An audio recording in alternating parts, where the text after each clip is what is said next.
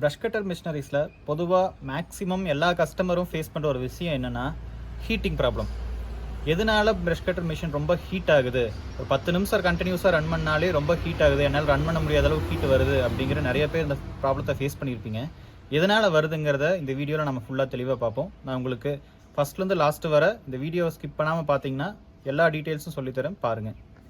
First விஷயம், அதாவது clutch plate இருக்கு இல்லைங்களா, என்ஜினில் கிளச்சு வந்து டேமேஜ் ஆகிருந்து அந்த ஸ்ப்ரிங் வந்து கட் ஆகி வீடியோ இங்கே மேலே இங்கே இமேஜ் காட்டுறேன் பாருங்கள். இதில் இருக்கிற மாதிரி கிளச்சு வந்து டேமேஜ் ஆகி ஸ்ப்ரிங்கெல்லாம் கட் ஆகி கிளச்சு தேஞ்சு அந்த ஃப்ரிக்ஷன், அதாவது இரும்போட இரும்பு கிளச்சு ஹவுசிங்கோட அந்த கிளச்சு வந்து இரும்பில் தேய்மான உறைவு ஆச்சுன்னா பயங்கரமான ஹீட் ஏற்படும்.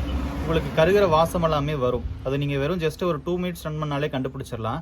அப்படி இருந்ததுன்னா அப்போவே மிஷின் ஸ்டாப் பண்ணிவிட்டு இந்த கிளச்சை மாற்றிட்டு அதுக்கப்புறம் ரன் பண்ணுங்கள். இது ஒரு முக்கியமான காரணம். அடுத்து ஃப்ளைவீல் இங்கே காட்டுறீங்களா, இந்த ஃப்ளைவீல் ஆக்சுவலாக புது ஃப்ளைவீல் இந்த மாதிரி க்ளீனாக இருக்கணும்.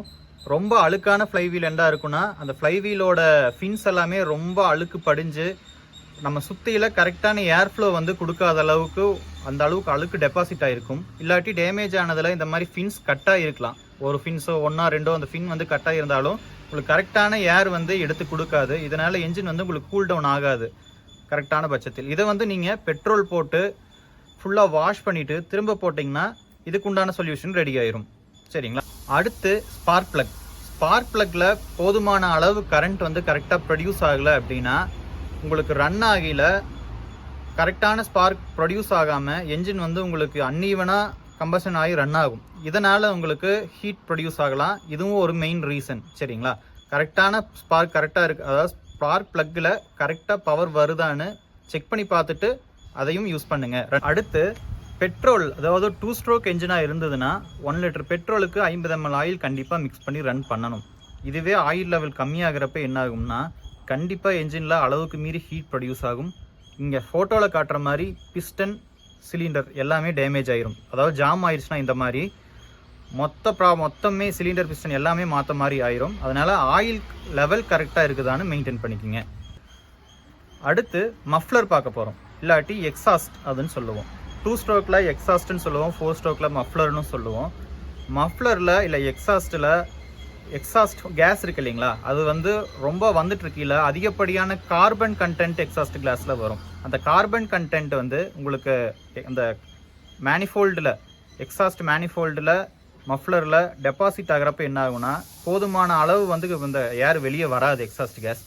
அதனாலையும் உங்களுக்கு ஓவர் ஹீட்டிங் ப்ராப்ளம் வரும். இதை நம்ம அவாய்ட் பண்ணுறதுக்கு என்ன பண்ணணும்னா ஒவ்வொரு முறையும் ரன் பண்ணி முடிச்சதுக்கப்புறம் அட்லீஸ்ட் ஒரு 6 மந்த்துக்கு ஒருக்காவாச்சும் ரன் பண்ணி முடிச்சதுக்கப்புறம் மஃப்ளரை கழட்டி தட்டி உள்ளே இருக்கிற கார்பன் டெபாசிட்டெல்லாம் எடுத்துகிட்டு பெட்ரோல்லாம் போட்டு கொஞ்சம் வாஷ் பண்ணிவிட்டு போட்டிங்கன்னா இந்த ப்ராப்ளத்துலேருந்து வெளியே வரலாம்.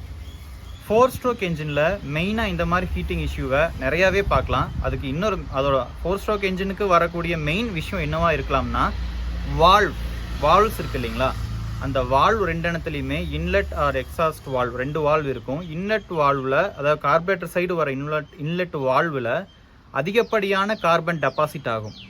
அப்படி டெபாசிட் ஆகிறனால ஏர் இன்லெட் கரெக்டாக இருக்காது, எக்ஸாஸ்ட்லேயும் கார்பன் டெபாசிட் ஆகும்.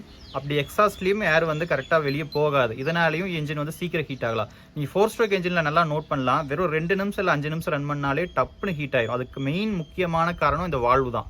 சரிங்களா? இதை மறக்காமல் அந்த வால்வில் இருக்கிற இங்கே காட்டுற இந்த வால்வு இருக்கு இல்லைங்களா, இதை வந்து இந்த வீடியோவில் வால்வ் எப்படி இருக்கணும், கறி பிடிச்சது அதாவது கார்பன் டெபாசிட் ஆச்சுன்னா எப்படி ஆகுங்கிறதையும் நான் போடுறேன். 2 வால்வையும் கரெக்டாக க்ளீன் பண்ணி போடுங்க, இந்த பிரச்சனை சால்வ் ஆயிரும். 4 ஸ்ட்ரோக் என்ஜினில் கரெக்டாக ஆயில் வந்து 80 to 85 ml நீங்கள் மிக்ஸ் பண்ணணும்.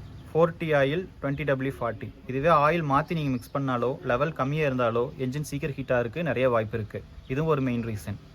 4 ஸ்ட்ரோக் என்ஜின்ஸில் இன்னும் முக்கியமான ஒரு விஷயம் என்னென்னா பிஸ்டன் ரிங்ஸ் இருக்குது இல்லைங்களா, அதில் ஆயில் ரிங்கு மேலே டாப் லேயரில் end ring, first ring, second ring இந்த மாதிரி இருக்கும். இந்த ரிங்ஸில் ஆயில் ரிங் வந்து சுத்தாத அளவுக்கு ஃபுல்லாக ஜாம் ஆகி பிடிச்சிக்கும் காலப்போக்கில் போகல. அதில் கார்பன் டெபாசிட் ஆச்சுன்னா எல்லா ரிங்குமே வந்து கரெக்டான ஒர்க் பண்ணாது. கரெக்டான லெவலில் வச்சு போடணும். அதாவது இப்போது ஒரு ரிங்னா எந்தெந்த பொசிஷனில் வச்சு போட்டால் மட்டும்தான் வந்து உங்களுக்கு கரெக்டாக ரன் ஆகும். இது கார்பன் டெபாசிட் ஆகையில் இது எல்லாமே சேஞ்சஸ் ஆகிரும். அந்த நேரத்தில் என்ன பண்ணணும்னா ரிங்கை கண்டிப்பாக மாற்ற வேண்டியது அவசியம். கொடுத்துருக்கேன் பாருங்கள், கார்பன் டெபாசிட் ஆன ரிங்கு, இதை கண்டிப்பாக மாற்றி ஆகணும். இதை மாற்றினீங்கனாலே இந்த பிரச்சனை சால்வ் ஆகும். வால் செக் பண்ணி முடிச்சப்பவே இன்னொரு விஷயம் கையோட பார்த்துடணும். என்னன்னா ராக்கராம் அசம்பிளி செட்டும் கேம் வீலும் பெல்ட்டும் பார்க்கணும்.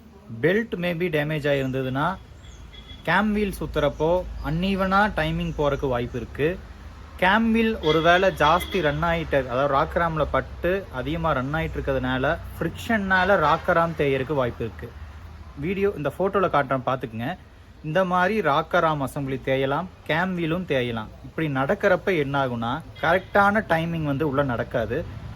இந்த டைமிங் கரெக்டாக நடக்காதனால கண்டிப்பாக ஹீட் வந்து அன்ஈவனாக கம்ப்ரெஷன் நடக்கிறதுக்கு தூண்டுதலாக ஏற்படும். அப்படி அன்ஈவனாக கம்ப்ரெஷன் நடக்கிறதுனால ஹீட் ஜாஸ்தி ப்ரொடியூஸ் ஆகும். இது ஒரு மெயின் ரீசன்.